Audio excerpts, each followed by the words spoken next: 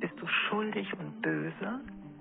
Und das ist deine eigentliche Natur und deshalb wirst du auch immer verlassen. Ich habe mit einer Frau gearbeitet, die sehr früh schon die sehr leidvolle Erfahrung gemacht hat, dass sie als kleines Kind schon immer weggegeben wurde. Und meine Klientin hat dann das gemacht, was alle Kinder tun.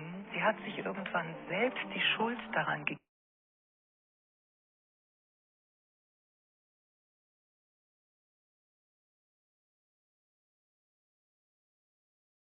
Wenn sie noch zu klein ist, dann empfindet sie vor allem Schmerz, wenn die Mutter geht oder der Vater geht. Und irgendwann hat sie für sich eben das gemacht, was alle Kinder tun.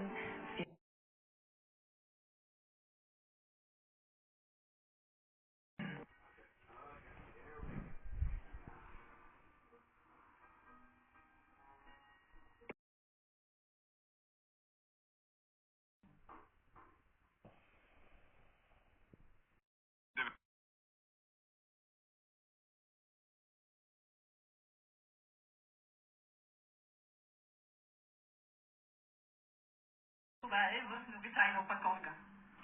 Този е пресен от тази година, а този е...